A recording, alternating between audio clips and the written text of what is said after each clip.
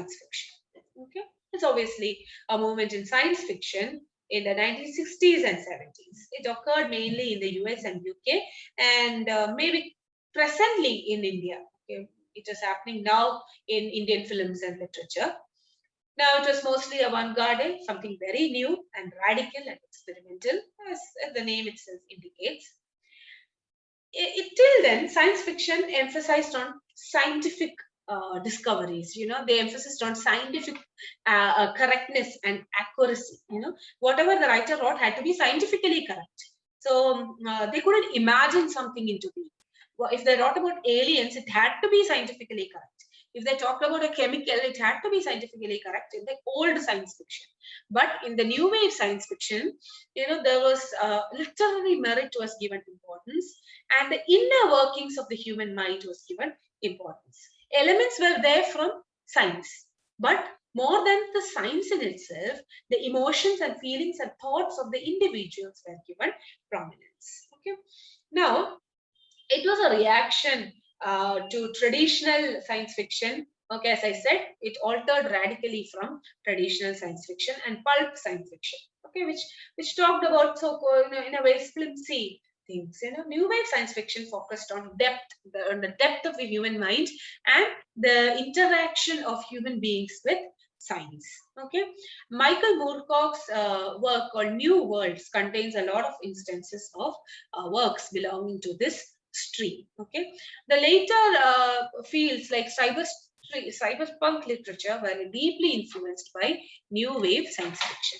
Okay, now here, as I said, there was an emphasis on soft science rather than hard science. Okay, so before this, the people focused about Mars, people talked about traveling in space, they talked about aliens, they talked about interstellar travel, they talked about alien planets, wars between various galaxies, and it was all hard science, supported by scientific evidence.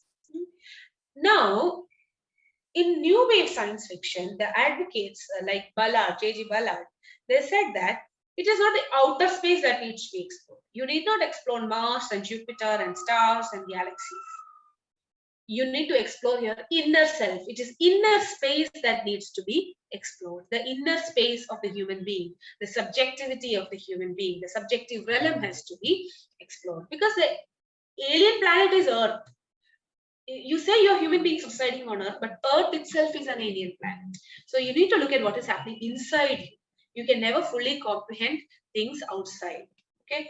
Now there was an emphasis in soft science focuses on the socio-political aspects, especially the socio-political aspects of impact of science and technology. Earlier, hard science and the old wave science fiction, it focused on scientific accuracy, it focused on aliens, it focused on galaxies and all that. But now they did not look at the social impact of this. But new wave science fiction looks at how technology and technocracy can corrupt human life. What kind of damage will be done by the domination of robots? What kind of damage will be done by the arrival of aliens? Okay, so I looked at the social and political impact of science and technology. Okay, and the Vietnam War controversy. America actually helped helped in the Vietnam War, and there were a lot of people who opposed America's interference in the Vietnam War. Okay, America served to intensify the misery of the Vietnamese people. Okay? So this kind of thing happened. Wars happened because weapons exist. Weapons exist because science is dominant. Okay, so people oppose this. Okay, and various youth subcultures, the environmental movement, sexual liberation, all these favored the emergence of the new wave science fiction. In new wave science fiction, you can see various types of youth subcultures, sometimes drug culture, sometimes adventure, and how youngsters interact with science. And you can also see elements of how scientific discoveries sometimes disrupt the human environment, okay, the Earth's environment. And it also talks about issues such as sexual liberation. Now, science and scientific developments are seen in a negative light in new wave science fiction. The previous wave, it emphasized on the positive aspects of science, but new wave science fiction looks at scientific developments in a very doubtful manner. And it says that it will wreak havoc on human life and on the Earth as well. Okay, they imagine a utopia, a perfect place. There are alternate spaces, there are parallel universes where aliens exist, and these are perfect places in the imagination of people belonging to writers belonging to this school. Okay, entropy, where a system disintegrates within itself. Okay, there's an alien planet and it disintegrates and it decays into itself. Okay, it talks about cyborgs like robots and machines. It talked about war. It talked about the human condition, and as I said before, it talked about inner space rather than outer space. And calamities and nuclear disasters induced by science and technology. Okay, and drug experiences with psychedelic drugs, like I mentioned before, they talked about youngsters and youth cultures. So that you can see drugs featuring as a prominent motif in new wave science fiction. They talked about futuristic societies, where you can see genderless people, where you can see people who have broken free of all restraints of identity imposed by culture, nation, gender, and so on. You see alienation as a major theme, and catastrophes striking the earth, striking the planet. And you see social discrimination as a major theme. Okay. Now, about this, Brian Aldiss says, galactic wars went out, drugs came. So now, the new wave science fiction, they don't focus on galaxies and war between galaxies. They focus on drugs. They focus on psychedelic drugs, basically. There were fewer encounters with aliens, more encounters in the bedroom. There were no aliens now. There were only people-to-people interactions. More of private interactions were given prominence. Inner space was explored. And there was a lot of experimentation in prose style. Okay, they used a lot of experimental language. They used allusions, and they also used gonzo style narration, where it's a half journalistic narration, where the narrator himself is a part of the story of the plot line. Okay, it's like journalism, but the narrator puts himself as a character in this. So it is half fiction, half journalism. So these kind of things, these were the features of new wave science fiction. And Michael Moorcock, whom I mentioned before as the editor of New Worlds, okay, this work, New Worlds, ushered in the era of new wave science fiction. Okay, it contained things like the idea of a multiverse. Okay, where there are people, where there are multiple universes existing. Okay, till now we believe that there is one world, but now we see multiple worlds existing. Recently, this movie, Spider-Man Coming Home, way home. I don't remember the exact name. This movie was released a couple of months back. There we see Spider-Mans from. We have a Spider-Man on our universe. There's a Spider-Man in another universe. So we see all these Spider-Men coming together to fight evil. Okay, so we have multiverses, multiple universes.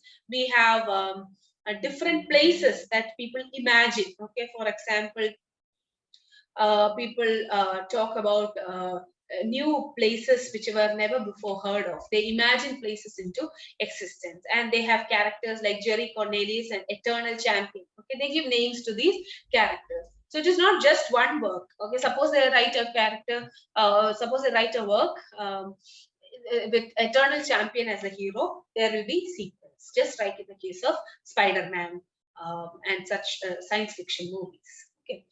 Now, The Dancers at the End of Time by Michael Moorcock focuses on how life will be on Earth millions of years into the future. Gloriana gives an alternative history of the Earth, the one one in which is very new to us. And we have other stories by Judith Merrill, who brought new wave science fiction to America. Okay, so till then it was confined to UK, but with Judith Merrill, it came to America. Okay, and she was an editor of science fiction, fantasy books, and magazines, and her work is England Sphinx. Harlan Ellison, he edited a major work called Dangerous Visions. His poems include The City on the Edge of Forever and I Have No Mouth and I Must Scream. Okay, in this I Have No Mouth and I Must Scream, there are 5 people who are tormented by a computer. There's a computer and it is torturing 5 people. Later in 1995, this was developed into a game, into a video game.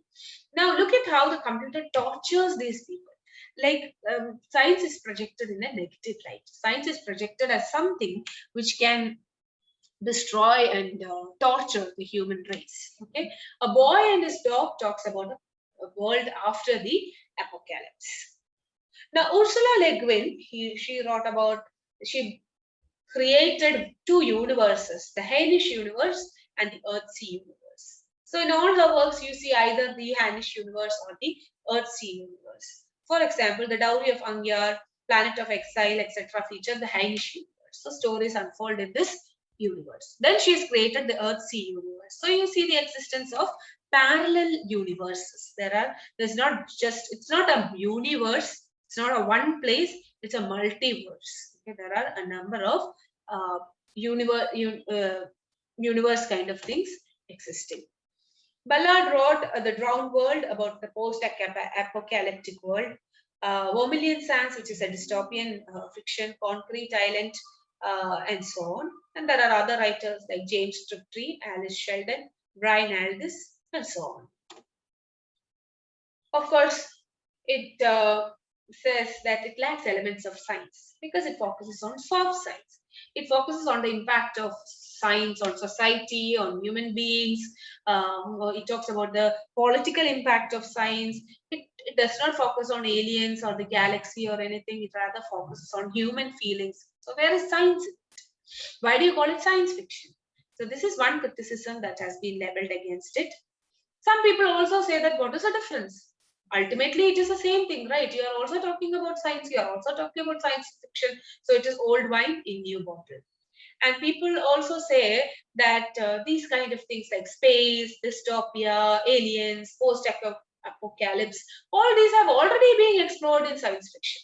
Science fiction already exists. New wave science fiction did not have much of an impact on this area, and new wave science fiction is just hype.